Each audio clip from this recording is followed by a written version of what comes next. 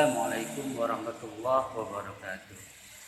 Alhamdulillahirabbil alamin wassalatu wassalamu ala rasulil karim sayyidina wa maulana Muhammadin wa ala alihi wa sahbihi ajmain. Para pendengar sekalian yang saya hormati, yang sama-sama dimuliakan oleh Allah Subhanahu wa taala. Saat ini kita masih dalam suasana Ramadan. Insyaallah Ramadan ini membawa berkah untuk kita semua menjadi hamba Allah yang bertakwa.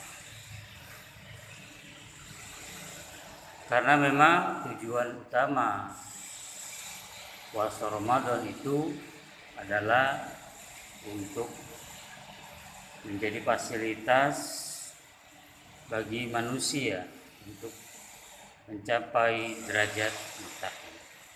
Karena kita tahu bahwasanya derajat yang paling mulia di sisi Allah itu adalah orang yang paling bertakwa.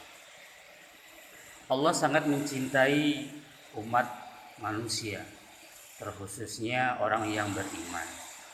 Karenanya Allah memberikan fasilitas puasa Ramadan untuk mempercepat agar supaya manusia menduduki derajat yang muttaqin. Allah Subhanahu wa taala berfirman, A'udzu billahi minasyaitonir rajim. Ya ayyuhalladzina amanu kutiba 'alaikumusiyam kama kutiba 'alal ladzina min qablikum la'allakum tattaqun. Hai orang-orang yang beriman, diwajibkan atas kamu berpuasa sebagaimana diwajibkan atas orang-orang yang terdahulu agar kamu bertakwa. Kita mengetahui inilah bukti kasih sayang Allah Subhanahu wa taala memberikan Ramadan agar supaya kita mencapai derajat takwa. Di dalam ayat yang lain Allah memberikan semacam stimulan agar supaya manusia berbondong-bondong untuk menjadi pribadi yang bertakwa. Fasilitas itu minimal ada 5. Yang pertama yaitu wa may yattaqillaha yaj'al lahu makhraja wa yarzuqhu min haitsu la yahtasib wa may yatawakkal 'alallah fa huwa hasbuh.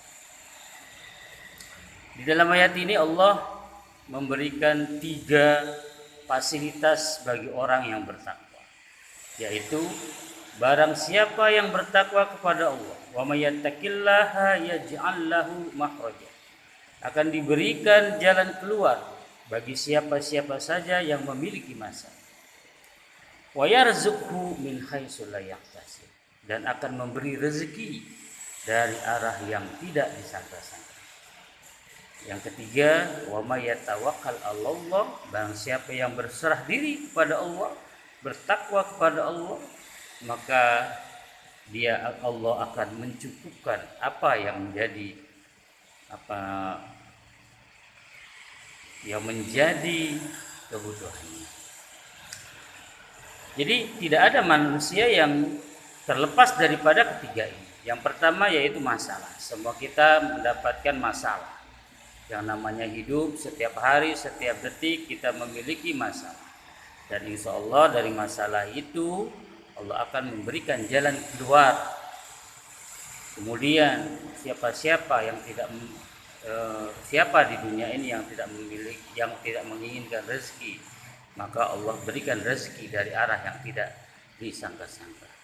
Dan siapa yang manusia di dunia ini tidak pernah mengalami yang namanya stagnan, kesana kemari sudah tidak ada lagi jalan keluar, kesana kemari sudah tidak ada lagi rezeki, maka bagi orang yang bertakwa cukup serahkan diri semuanya kepada Allah Subhanahu wa taala, insya Allah Allah akan mencukupkannya. Kemudian lagi yaitu Allah Subhanahu wa taala memberikan furqan, yaitu kemampuan untuk membedakan mana yang baik, mana yang buruk. Furqan ini tidak akan diberikan selain kepada orang-orang yang bertakwa. Maka semakin dia bertakwa, maka insya Allah dia pilihannya tepat. Apa yang menjadi azamnya insya Allah diredoi oleh Allah. Sehingga apapun yang dia inginkan insya Allah itu merupakan yang terbaik dari Allah. Kemampuan Al-Furqan ini tidak sembarang dimiliki oleh orang-orang, kecuali hanya orang-orang yang bertakwa. Maka puasa ini adalah momentum bagaimana kita mempercepat diri untuk menjadi pribadi yang bertakwa. Ibaratnya kalau sekarang ini adalah kalau jalan, ada jalan tikus, ada jalan raya, dan ada jalan tol. Maka puasa ini adalah jalan. Insya Allah Ramadan ini kita bukan hanya sebagai lip service saja, sebagai amaliyah fisik, amaliyah yang nyata, tapi lebih daripada itu amaliyah qalbi. Bagaimana kita mengikhlaskan puasa ini hanya karena Allah. Bagaimana hati ini tiap detik, tiap tarikan napas dan hembusan napas hanya untuk Allah.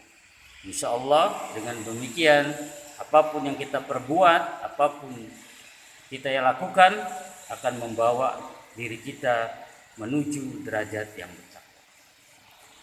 Seumpama kita adalah orang-orang yang ahli ibadah, kita sholat tarawih, kita berzikir, kita bersedekah, itu kita umpamakan seperti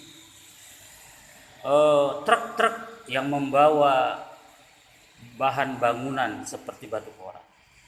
Kita punya ribuan, mungkin ada ribuan, ada ratusan truk berisikan batu koral. Kita ingin bukan hanya sebatas fisik, tetapi kita menginginkan bagaimana kolbun kita khusyuk dan tawadhu, tidak hanya sebatas banyaknya, tapi kita menuju kepada kualitas. Biarlah ibadah itu berbuah seperti sebongkah permata. Tidak perlu banyak-banyak, tapi kemudian kolbun kita tidak bersih, tidak baik. Insya Allah kalau kita punya sebongkah permata intan berlian, maka nilainya akan lebih jauh. Bagaimana kalau kita kemudian memiliki intan berlian yang bertruk-truk? Insya Allah jauh lebih baik lagi.